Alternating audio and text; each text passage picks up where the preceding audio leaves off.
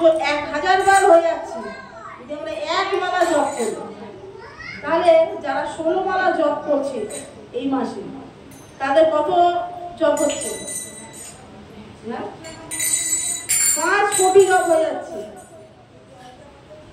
তাহলে এতটাই ডিসকাউন্ট দিয়েছে। তো ভগবানকে বাধা দিয়ে এমনি এমনি যায় না।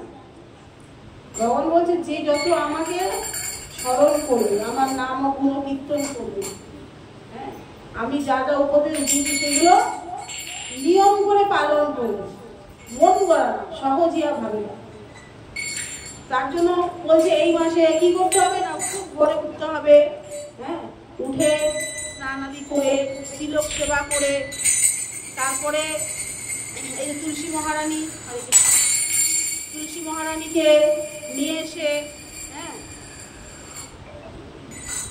আরতি করতে হবে, ভগবানের মঙ্গল আরতি করতে হবে, দীপ দেখাতে হবে, তারপরে 16 মালা জপ করতে হবে, ভগবানের জন্য রান্না করে আমরা 12 মাস যাই খুশি করি,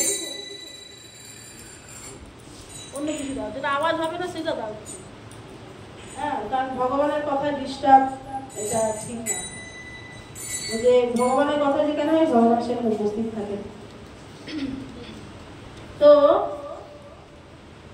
ভগবানের জন্য রান্না করতে হবে, ভগবানকে ভোগ লাগাতে হবে। 12 মাস আমরা যা খুশি করছি, এই একটা মাস যদি আমরা একটু নিরামিষ প্রসাদ পেতে পারি, প্রসাদ না অন্তত নিরামিষ খেতে পারি, তো অনেক ফল। বলছে এই মাসে যেরকম ডিসকাউন্ট দিয়েছে, আবার এই মাসে অনেক কিছু দিয়েছে খারাপ কিছু। যারা মানছে এই মাসটাকে তারা খুব বেশি বেশি ফল পাচ্ছে, যারা মানছে না তাদের 7 জন্মের সুকৃতি নষ্ট হয়ে যায়। 7 জন্ম ধরে যা পুণ্য কাজ করেছে সেই পুণ্য কাজ কিন্তু নষ্ট হয়ে যায় যদি এই মাসে তারা না মানে। অনেকে ভাবে যে আমি তো এত পুণ্য করছি, কোথায় যাচ্ছে? পাপও করছি, পুণ্যও করছি, কোথায় যাচ্ছে আমার পুণ্য বলো? বলছি এই মাসে যারা আমিষ গ্রহণ করে, হ্যাঁ, তাদের কিন্তু সুকৃতি নষ্ট হয়ে যায়। 7 জন্ম ধরে যত পুণ্য কর্ম করেছে সব নষ্ট হয়ে যায়। ঠিক আছে? তো কি হচ্ছে, মানুষ তো শাস্ত্র মানছে না, ভগবানকে মানছে না, সাধুগুরুকে মানছে না, হ্যাঁ, যারা জ্যেষ্ঠ ভক্ত তাদের মানছে না। তো অপরাধী হয়ে ভগবানকেও আর মানছে না। ভগবান গীতায় যেটা বলেছে, কে বলেছে? কার উপদেশ? ভগবান নিজে আমাদের উপদেশ দিয়েছে। গীতার বাণী আমরা মানছি না, ভাগবতকে মানছি না, আচার্য বড়রা যা বলছেন সেগুলো মানছি না। এটা কি হচ্ছে? অপরাধ। বলছে এই মাসে মিথ্যা কথা বলা যাবে না, কিন্তু আমরা অনেক অজুহাত দিচ্ছি, অনেক মিথ্যা কথা বলার চেষ্টা করছি। এটাও কিন্তু খারাপ, তাহলে সতর্ক থাকা দরকার। এই মাসটা নিয়ম সেবা কেন বলেছে?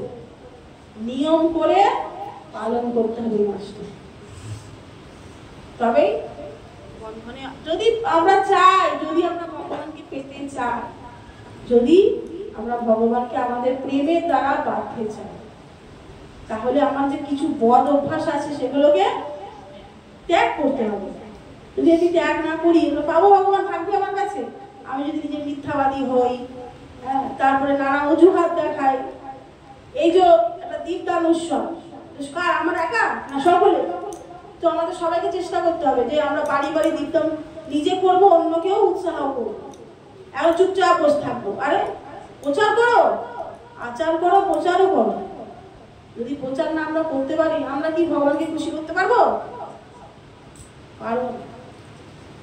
চেষ্টা করতে হবে যে আমাদের যারা আত্মীয় আছে তাদের বলতে হবে, ঠিক আছে, খরচা করার যদি ক্ষমতা না থাকে একটা প্রদীপ তো কিনতে পারবে, কিছু না পারো যদি একটা বাতাসা তো দিতে পারবে, বিরিয়ানি খাওয়াতে হবে না, ভক্তদের ডেকে একটু দীপদান উৎসব করো, কয়েকটা প্রদীপ কিনে নে আর একটু বাতাসা জল কিনে নে, সবাইকে দীপদান দেখাও। এটা হচ্ছে ভগবানকে খুশি করার মাধ্যম। কিন্তু আমরা এত ভয় পাই, পয়সা আমাদের নেই, আমরা কিন্তু অনেক কিছু খরচা করছি অন্যদিকে, কিন্তু আসল কাজ করতে গেলে আমাদের পয়সা নেই। তাহলে হবে? যেমন ক্ষমতা, ভগবান বলছে যার যেরকম ক্ষমতা, বলছে না যে আমাকে এই দিতে হবে, ভক্তরা আসলে ভক্তদের এই খেতে দিতে হবে, এক গ্লাস জল একটা বাতাসা, এটুকু তো পারি আমরা, তাই না? কিন্তু এই মাসে ভগবানকে সন্তুষ্ট করবো কি করে সেটা জানতে হবে। দীপদান, একটা প্রদীপ যদি আমরা ভগবানের কাছে দেখাতে পারি কি হয় জানেন? দীপ দেখালে কি হয় কে বলতে পারবে? হাত তোলো। ভগবানের কাছে আমরা এই মাসে দীপ দেখালে কি হতে পারে? হাত তোলো, বলো, কথা বলো।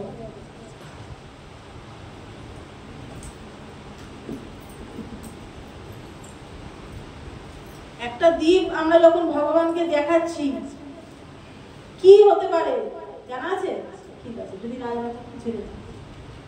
আমরা যখন এই ভগবানকে কর্পূর মিশ্রিত যে প্রদীপ দেখাচ্ছি কি হচ্ছে? সঙ্গে সঙ্গে জ্বলে ভস্ম হয়ে যাচ্ছে না, ছাই হয়ে যাচ্ছে না প্রদীপটা? আমাদের জন্ম জন্মান্তরের পাপ এরা ফুস হয়ে যাচ্ছে একটা প্রদীপ দেখানোর মাধ্যমে। তাহলে এই একটা প্রদীপ যদি আমি কাউকে দেখাতে পারি তাহলে কি হবে? তার মঙ্গল হবে না? কিন্তু সেটা আমরা করছি না, মানে কি? আমরা স্বার্থপর। সবাই জেনে রাখো,